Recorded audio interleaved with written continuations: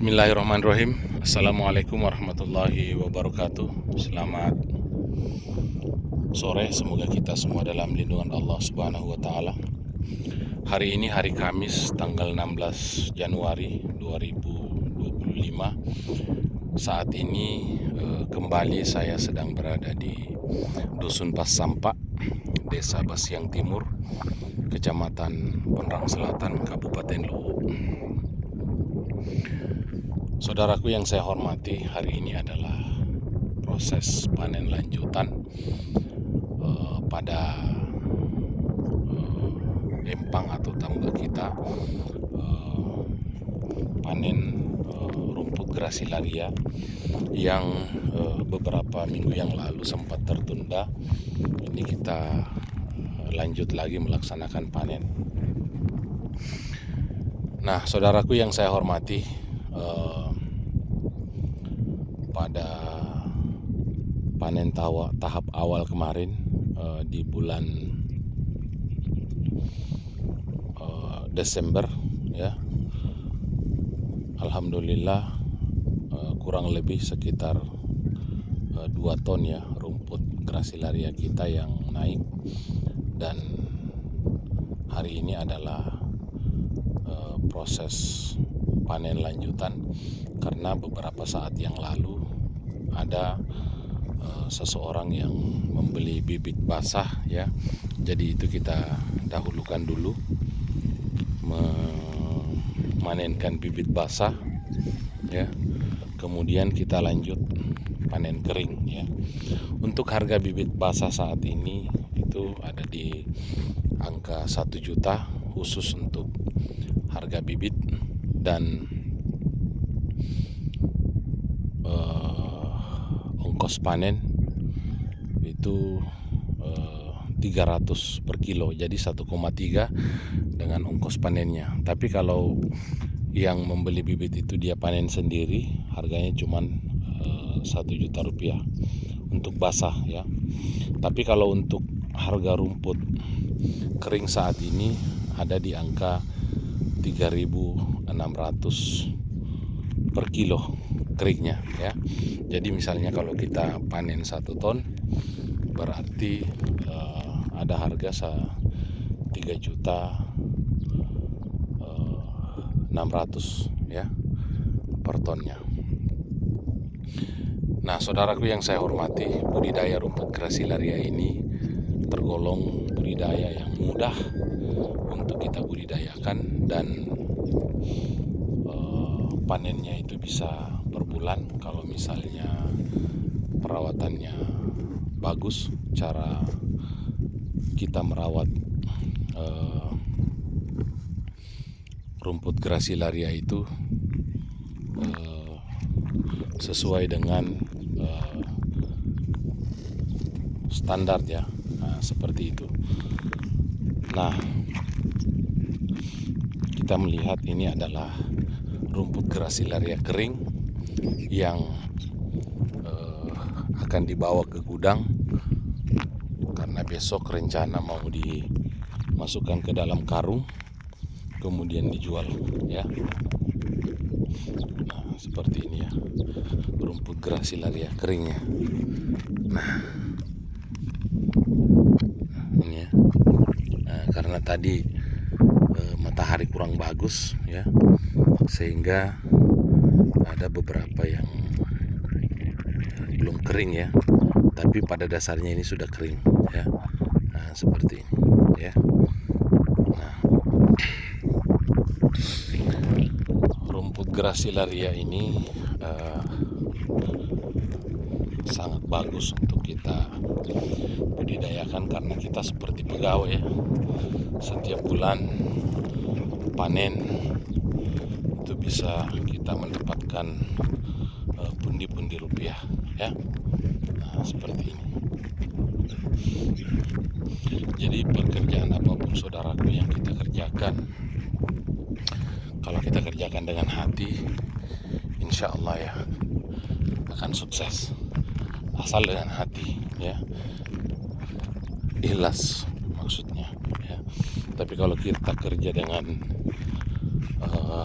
hati yang dongkol ya, maka hasilnya pun juga tidak akan maksimal. Nah, seperti ini ya. Ini hari terakhir kita panen dan rencana besok kita akan membasmi hama ya, ikan yang bergigi dan ikan bandeng aman ya. Jadi memang ada racun khusus untuk membasmi ikan yang bergigi, ikan bandeng aman ya. Nah, seperti itu. Jadi untuk empang kurang lebih sekitar 4 hektar ini bisa kita turunkan bibit ikan bandeng itu 3.000 ya, 3.000 ekor. Jangan terlalu banyak ya, karena nanti kalau ikannya besar bisa berbalik memakan rumputnya. Nah, ini gudang yang kita buat beberapa saat yang lalu dan sudah 3 kali panen ya. Rumput Gracilaria kita simpan di gudang baru kita ini. Nah, gudang lama itu terakhir kemarin kita panen di situ 2014 ya. Muat kemarin itu sampai 5 ton.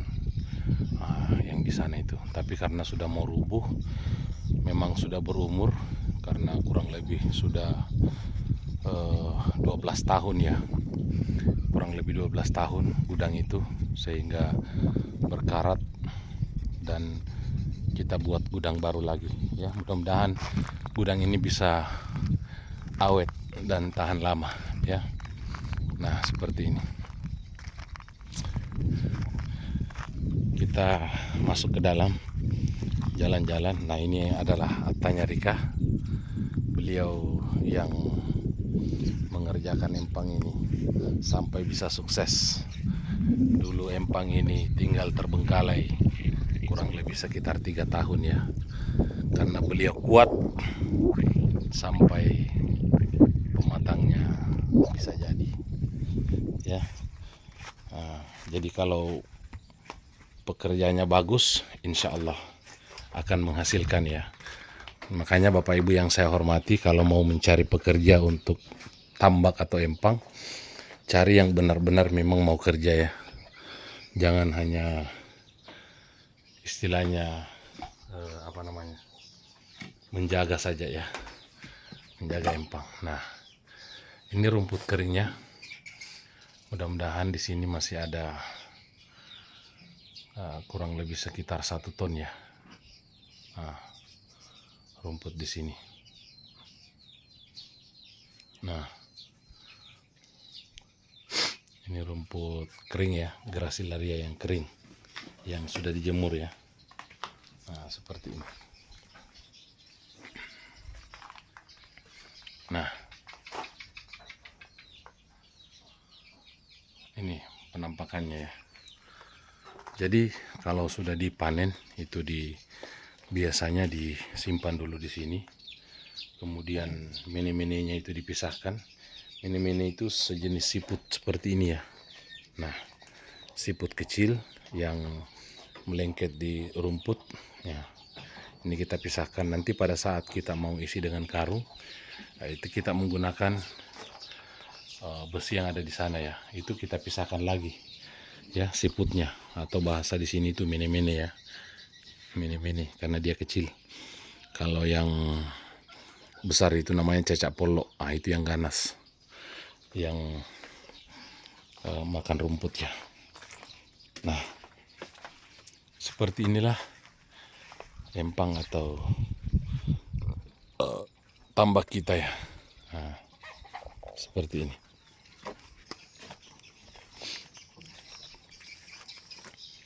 Nah,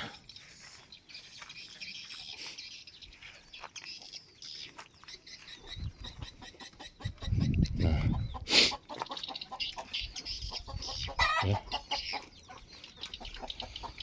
Nah, itu rumput Gracilaria yang ada di bawah ya. Kelihatan segar sekali ya. Nah, saya zoom ya.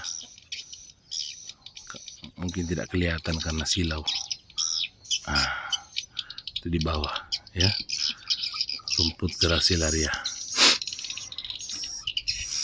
Nah, empang atau tambak ini saudaraku kurang lebih sekitar 4 hektar ya, 4 hektar. Nah, disinilah saya kalau tidak ada kegiatan lain ya, selain di kantor, kemudian merawat RB binaan, ya itu saya selamanya ke sini ya, mengobati hati saya ya, itu saya di sini. Lihat pemandangan sore bakar ikan ya, karena hati itu perlu diobati saudaraku ya, perlu diobati karena setiap saat kita menghadapi tekanan ya, tekanan dari pekerjaan ya, tekanan dari samping kiri kanan depan belakang atas bawah ya, itu otak harus disegarkan. Nah, saya menyegarkan otak itu di sini ya, agar supaya kembali ke rumah fresh dan kita bisa berpikir lagi apa langkah-langkah ke depannya yang harus kita lakukan ya, seperti ini.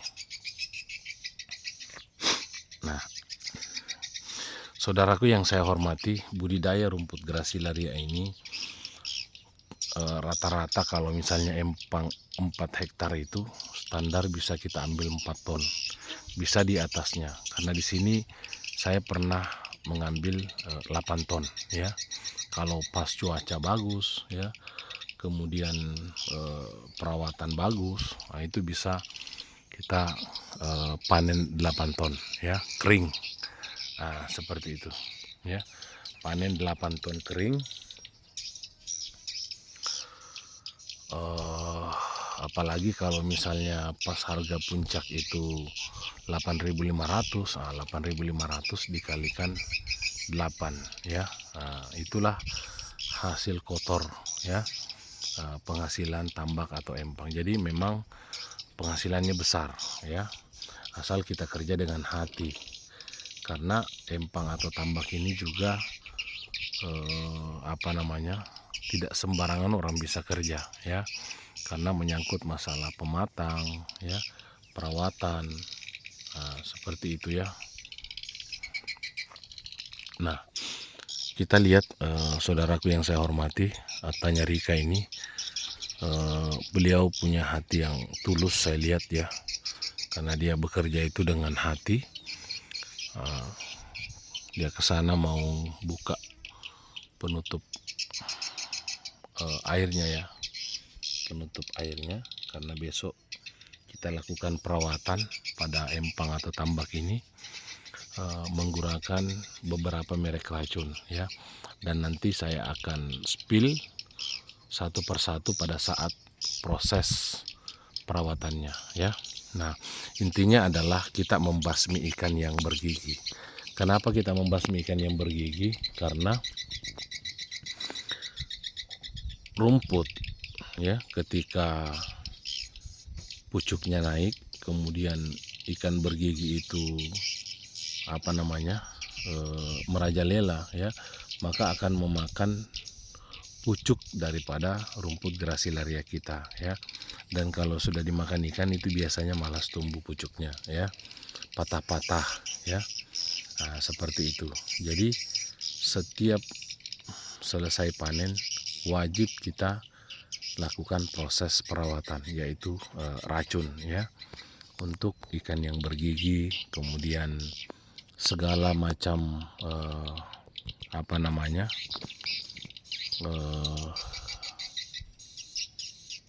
makhluk yang ada di bawah ini yang hidup, udang, kepiting ya, ular, itu mati semua, karena itu yang membuat air tambak atau empang kita keruh ya. Nah, seperti itu. Tapi kalau sudah dibasmi dengan menggunakan racun, maka airnya kembali jernih, semua ikan yang bergigi mati ya, pucuk rumput itu tumbuh dengan sempurna ya. Nah, seperti itu. Itulah siklusnya. Nah, kemudian ada beberapa hama lagi yang selain daripada ikan yang bergigi. Contohnya ya, siput bundar, atau kalau bahasa di sini itu banga-banga ya. Nanti saya cari contohnya dulu. Nah itu kalau bundar kecil ya, kalau dia tumbuh dan banyak, itulah yang memakan pucuk daripada rumput grasilaria kita ya, mulai dari pucuk, batang ya. Sehingga kalau ciri-cirinya rumput grasilaria kita itu putih di tengah ya, putih di tengah, itu bisa saja siput. Makanya kita masuk di tengah, kemudian angkat rumputnya satu gerombol itu, kalau bahasa lunya itu porang ya, kita angkat. Kalau banyak siput bundar kecil, itu cepat diantisipasi dengan menggunakan racun regen bubuk ya. Seperti itu. Karena racun siput itu dua macam ya, ada bermerek Besnoid. Kalau Besnoid itu jangan dipakai kalau rumputnya masih ada, kecuali kalau misalnya rumputnya sudah mati semua, baru kita menggunakan Besnoid. Kenapa? Besnoid ini membuat tanah itu mendidih ya, panas, sehingga semua rumput akan mati ya. Dan proses pemulihan tanahnya itu memakan waktu yang berbulan-bulan ya, bisa sampai 5-6 bulan baru tanahnya kembali normal ya. Nah, itu racun paling jarang saya gunakan, kecuali memang sudah tidak bisa dikendalikan, baru kita hantam menggunakan racun Besnoid ya. Karena itu sangat bertentangan dengan rumput grasilaria. Rumput grasilaria kita itu akan mati ya. Seperti itu. Itu untuk siput yang bundar kecil ya. Kalau bahasa di sininya itu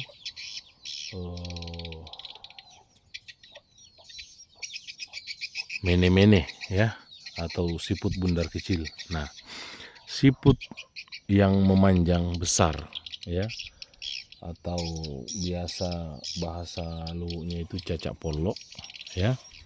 Nah, itu sangat berbahaya juga ya untuk rumput grasilaria kita. Makanya kita melihat kalau misalnya sudah tidak bisa dikendalikan, tidak ada jalan lain kalau bukan racun Besnoid, karena hanya itu racun yang bisa membasmi cacak poloknya itu ya, atau siput panjang yang runcing ya, itu bisa menghancurkan rumput grasilaria kita. Kalau misalnya masih bisa dikendalikan, kita melihat atau kita survei di tambak, makanya dikecilkan airnya. Kalau dia berkumpul bergerombol, itu sebaiknya dipungut saja kalau tidak banyak ya. Pungut, kasih masuk di karung ya. Tapi kalau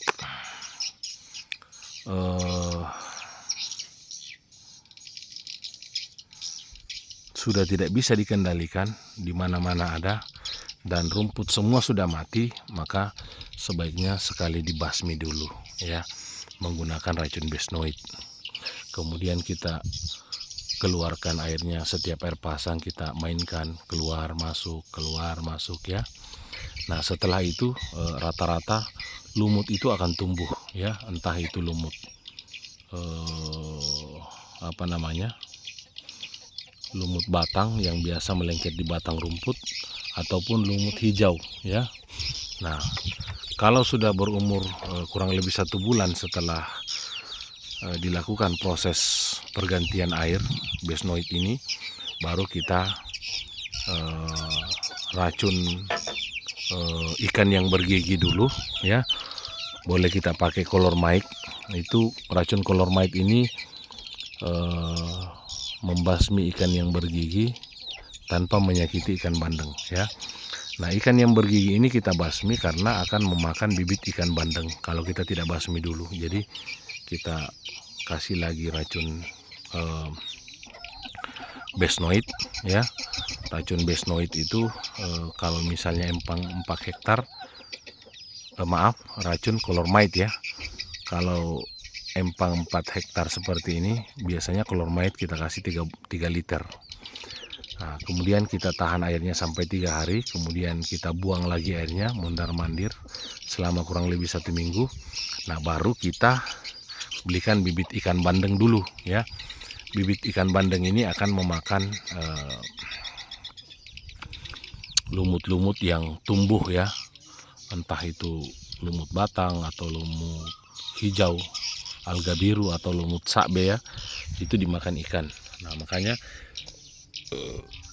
empang 4 hektar itu minimal 3.000 saja ya. Empang 4 hektar, 3 hektar, 2 hektar itu minimal 3.000 saja, jangan lebih, karena kalau sekali besar itu bisa membahayakan rumput grasilaria kita. Nah, selama 3 bulan kita pelihara ikannya sambil membuang keluar masuk airnya, kita lihat dasar tanahnya. Kalau sudah tidak seperti warna emas ya, kuning-kuning emas, sudah seperti warna tanah, nah itu baru bisa kita tes dulu rumput grasilaria. Kalau masih layu atau tidak bisa tumbuh, nah, ditunda lagi ya. Nah, sampai kita lihat benar-benar tanahnya itu sudah pulih kembali, karena racun besnoid ini sangat keras sekali ya. Nah, sangat cocok digunakan untuk budidaya ikan bandeng, karena dapat membuat tanah itu ditumbuhi oleh lumut ya, untuk makanan ikan. Tapi karena kita ini adalah budidaya rumput grasilaria, jadi kita usahakan tanah itu tidak rusak ya. Nah, seperti itu. Nah, kemudian saudaraku yang saya hormati, ketika ikannya sudah mulai besar, nah kemudian kita tes rumput juga sudah bisa tumbuh ya, itu kita racun lagi ikan bergiginya, kemudian kita turunkanlah bibit rumput grasilarianya ya. Jadi ikan yang bergigi ini itu protap, setiap selesai panen racun, setiap selesai panen diracun ya, agar supaya rumput grasilaria kita ini tumbuh dengan subur ya, tidak ada yang memakan pucuknya. Nah, seperti itu. Karena 3 bulan saja kita tidak racun ya, bibit ikan baronang itu akan masuk melalui sumber air, karena bibit ikan baronang itu, ikan titan itu yang bergigi itu masuk melalui air laut yang kita masukkan ke tambak ya. Nah, masuk bibitnya kecil ya, seperti rambut. Nah, pada saat 3 bulan itu sudah mulai besar, dan ikan baronang itu sangat cepat sekali menghabiskan rumput grasilaria kita ya, karena bergigi, mematah-matahkan rumput grasilarianya ya. Jadi protap per 3 bulan itu, per 1 bulan selesai panen racun colormite ya. Untuk ukuran pemakaian sendiri 1 hektar itu 1 liter saja, airnya direndahkan ya. 2 hektar 1,5 liter ya. 3 hektar 2 liter. Nah, 4 hektar itu kasih 4 liter ya. Seperti itu, biar aman ya. Nah, biar aman.